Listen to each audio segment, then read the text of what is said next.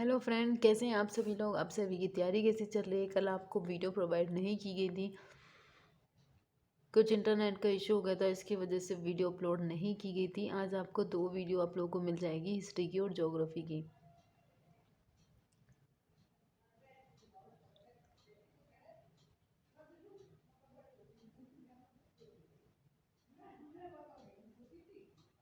ठीक है।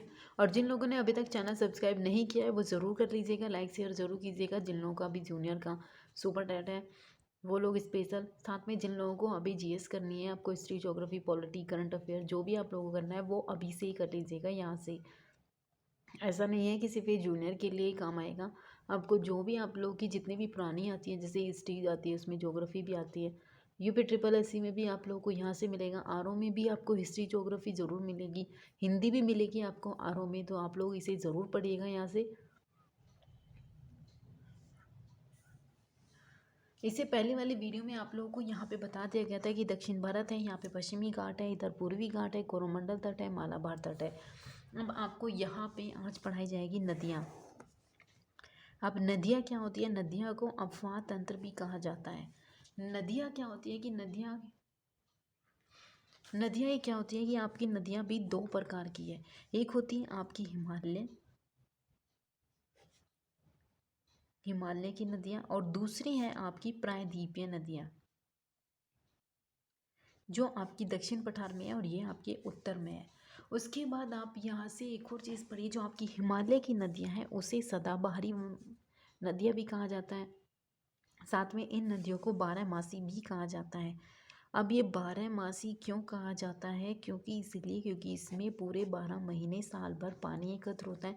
इन्हें नहीं कहा जाता, इन्हें बरसाती नदियाँ कहा जाता है, क्योंकि इनका पानी गर्मियों में या जब बरसात कम होती है तब इनका पानी सूख जाता है। इसीलिए सबसे ज़्यादा जो पानी की प्रॉब्लम है वो दक्षिण भारत में होती है, नदियों से खेतों में प्रॉब्लम हो जाती है। लेकिन जो हिमालय वाली नदियाँ हैं ये आपकी पूरी वर्ष भर जल रहता है, इनमें सदाबहारी वन इसको नदियाँ इन्हीं को कहा जाता है। अब इसमें कुछ ऐसी नदियाँ हैं जैसे आपकी सिंधु, साथ में चिनाब, झेलम, रावी, व्यास, सतलुज, ये आपकी सारी ऐसी ही नदियाँ हैं। गंगा, यमुना, रामगंगा, गोमती, घाघरा, ब्रह्मपुत्र, ये सारी आपकी कैसी नदियाँ हैं, हिमालय रूपी नदियाँ हैं। इधर आपकी पड़ती हैं आपकी दामोदर, स्वर्णरेखा, सोन नदी, नर्मदा, ताप्ती, ये आपकी कैसी नदियाँ हैं, ये आपकी है प्रायद्वीपीय नदियाँ।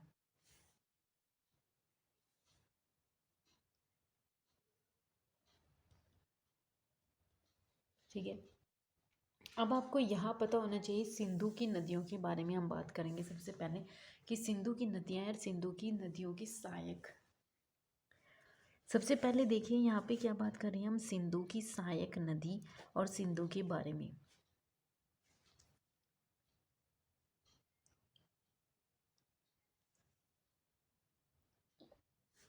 ठीक है।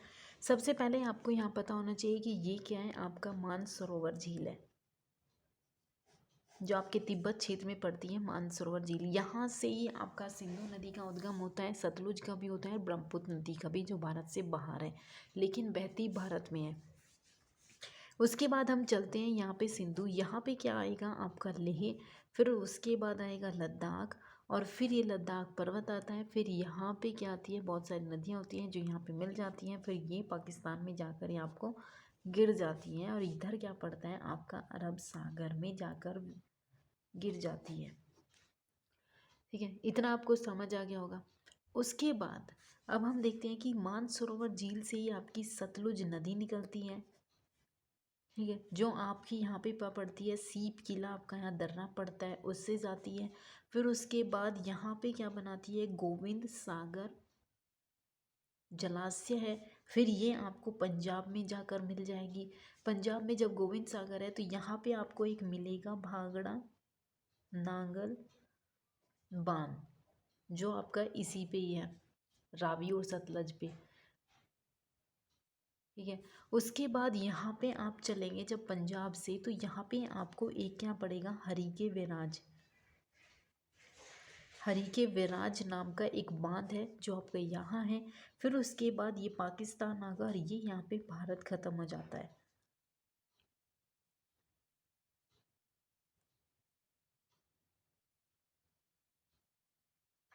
ठीक है, इतना आपको समझ आ गया होगा। अब इसमें और भी नदियाँ हैं, जैसे कि आपकी जम्मू कश्मीर है। यहाँ पे ये पहले जम्मू कश्मीर था, अब अलग अलग हो चुका है। यहाँ पे एक आपकी मिलेगी शेषनाग झील।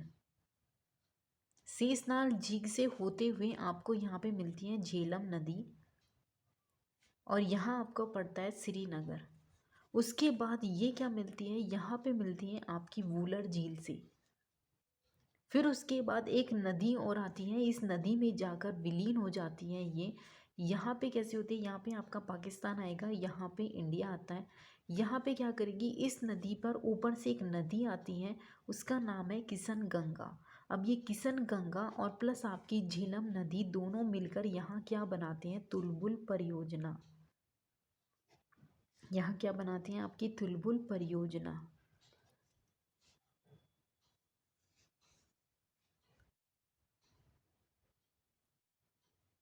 ठीक है, इतना आपको समझ आ गया होगा। उसके बाद यहाँ से आपको एक नदी और मिलेगी, उसका नाम है चिनाब, जो कि आपको फिर यहाँ से चल के यहाँ लाहौर पड़ता है, लाहौर में जाकर ये मिल जाती है। क्योंकि यहाँ तो पाकिस्तान आ गया, अब यहाँ पे लाहौर आती है, ये मिल जाती है। और उसके बाद आपको ये चिनाब नदी और ये झेलम नदी फिर यहाँ पे चिनाब में जाकर मिल जाती है। ये दोनों एक हो जाती है ऊपर से। और फिर आपकी इधर से क्या आती है, जो चिनाब नदी होती है, यहाँ से सतलुज नदी आती है, इसमें जाकर मिल जाती है। और फिर आगे चलकर ये सिंधु, सतलज, चिनाब, ये सारी आपकी अरब सागर में जाकर विलीन हो जाती है।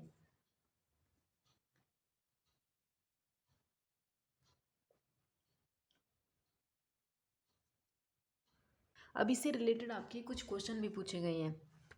जैसे आपसे पूछेगा कि सिंधु नदी किस झील से निकलती है। सिंधु नदी आपकी मानसरोवर झील से निकलती है, जो आपकी तिब्बत में है, और साथ में लद्दाख से होते हुए अरब सागर में गिर जाती है। यानी कि आपकी जो सिंधु नदी है, लेह लद्दाख से जाते हुए पाकिस्तान अरब सागर में क्या हो जाती है, विलीन हो जाती है, गिर जाती है। अब आपसे पूछेगा कि सिंधु नदी के किनारे कौन सा शहर है, तो लेह शहर है, यहाँ पे लद्दाख का लेह शहर है। यह नदी लद्दाख एवं जास्कर पर्वतों के मध्य बहती है। अब आपसे पूछेगा कि सिंधु नदी किन दो पर्वतों के बीच में बहती है, तो आपको पता होना चाहिए कि ये आपका लद्दाख है, ये आपका लद्दाख है, और यहाँ आपका जास्कर है। इन दोनों के बीच में ही आपकी कौन सी नदी बहती है, सिंधु नदी। अब आपसे पूछ सकता है कि जास्कर के दाएं पक्ष पे या बाएं पक्ष पे आपकी सिंधु नदी है, किस पक्ष पे बहती है, ये आपसे आरओ में क्वेश्चन पूछा गया था। अब आपको पता होना चाहिए जास्कर की क्या है, दाएं पक्ष पे है, और लद्दाख के बाएं पक्ष पर क्या बहती है, सिंधु नदी बहती है। शोक नदी, काबुल नदी इसी की ही स्रोत नदी है, ये शोक, ये दोनों भी सिंधु नदी की सहायक नदी है। उसके बाद आपसे पूछ सकता है जम्मू कश्मीर के अनंतनाग जिले से जो शेषनाग झील है, ये क्या है, ये झेलम नदी निकलती है। यहाँ पे शेषनाग झील से आपकी क्या निकलती है, झेलम नदी निकलती है। ये रही आपकी झील, ये है शेषनाग झील, और ये जम्मू कश्मीर है, यहाँ से आपकी झेलम नदी निकलती है। झेलम नदी के किनारे अगर आपसे पूछेगा कि श्रीनगर किस नदी के किनारे है, तो आपकी झेलम नदी के किनारे है, और इसी नदी पे आपकी एक वुलर झील भी है। ठीक है, अब आपसे पूछ सकता है कि श्रीनगर किस झील के किनारे है, तो झेलम नदी के किनारे हैं, और ये कहाँ से निकलती है, जम्मू कश्मीर के शेषनाग झील से निकलती है। झेलम नदी के किनारे आपका श्रीनगर शहर भी है, और यह नदी वुलर झील से होती है पाकिस्तान के मध्य एक सीमा भी बनाती है, क्योंकि उसके बाद ये पाकिस्तान में चली जाती है। ठीक है, इतना आपको याद हो गया होगा।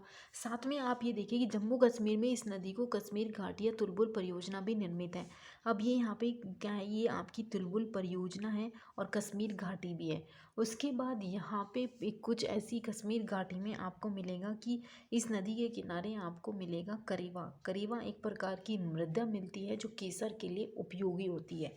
ये करेवा मृदा है, यहाँ पे मिट्टी है, जो आपकी केसर के लिए सबसे उत्तम मानी जाती है कश्मीर घाटी में। ठीक है, हिमाचल प्रदेश का आपने रोहतांग दर्रा देखा होगा, जो आपका कहाँ पड़ता है, रावी नदी निकलती है यहाँ से। ठीक है। यहाँ पे देखिए, यहाँ पे क्या पड़ता है आपका, रोहतांग दर्रा पड़ता है, रोहतांग दर्रा है। यहाँ से पड़ती है आपकी रावी नदी निकलती है, रावी नदी ही निकलती है जो आपकी जम्मू कश्मीर भी होते हैं और फिर जाकर लाहौर में मिल जाती है। जम्मू कश्मीर है और फिर आपकी लाहौर में जाकर मिल जाती है ये नदी। ठीक है। अब आपसे पूछेगा कि शेषनाग झील से किसका निर्माण होता है, कहाँ से निकलती है, ये आपकी झेलम नदी है। उसके बाद आपसे पूछेगा रोहतांग दर्रे से कौन सी निकलती है, तो रावी नदी निकलती है। मानसरोवर से आपकी कौन सी है, सतलुज है और सिंधु। ठीक है, इतना आपकी समझ में आ गया होगा। दूसरी बात आपसे पूछेगा कि लाहौर शहर किस नदी के किनारे हैं, तो लाहौर शहर किस नदी के किनारे हैं, रावी नदी के। ठीक है।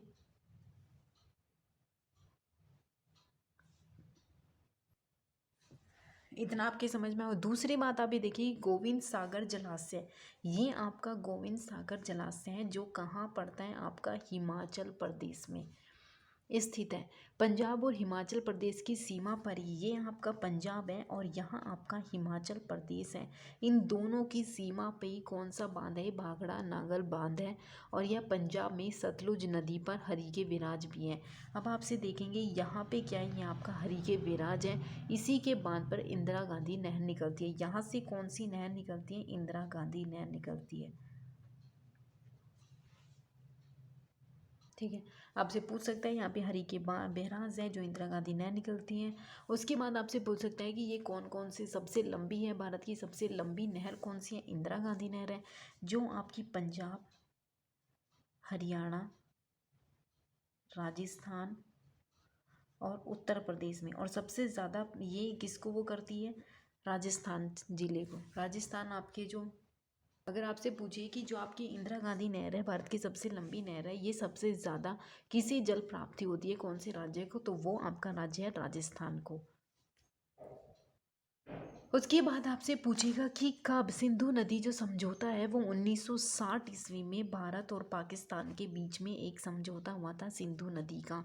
इसमें क्या होता है, इस समझौते के माने जाते हैं कि इसमें क्या हुआ कि आपकी जो सिंधु नदी है प्लस आपकी झेलम नदी है और उसके बाद आपकी चिनाब नदी है, इनका 80% जल पाकिस्तान को और 20% जल भारत उपयोग करेगा। इस समझौते के साथ ये हुआ था तय। उसके साथ आपको एक और नदी के साथ समझौता हुआ था, उसमें क्या हुआ था, रावी, व्यास और आपकी सतलुज। इसमें 80% भारत उपयोग करेगा और 20% इसका पाकिस्तान उपयोग करेगा। ये भी आपके साथ यहाँ एक समझौता हुआ था।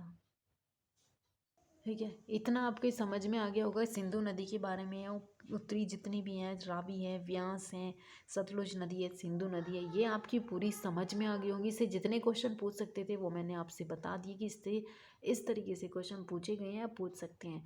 अब आपकी बात करते हैं ब्रह्मपुत्र नदी की। ये भी आपकी कहाँ से निकलती है, मानसरोवर झील से निकलती है। उसके बाद ये तिब्बत से होते हुए कहाँ से, जो आपका अरुणाचल प्रदेश है, नामचा बर्मा, वहाँ से भारत में प्रवेश करती है। उसके बाद ही ये कहा जाती है बिहार में, यहाँ पे दिहांग डुबांग जाती हैं। उसके बाद फिर ये गंगा से मिलती हुई कहाँ, बंगाल की खाड़ी में गिर जाती हैं और यही सबसे बड़ा डेल्टा बनाती है। ये आपको नेक्स्ट वीडियो में कराए जाएंगे। इतना आप लोग पढ़िएगा, जल्दी आप लोग का ज्योग्राफी ख़त्म हो जाएगा, उसके बाद आपको पॉलिटी स्टार्ट हो जाएगी। जिन लोगों ने अभी तक सब्सक्राइब नहीं किया है वो ज़रूर कर लीजिएगा, इसको लाइक शेयर ज़रूर कीजिएगा, शेयर ज़्यादा से ज़्यादा कीजिएगा जिन लोगों का अभी रिसेंटली एग्ज़ाम है, कोई भी एग्ज़ाम हो।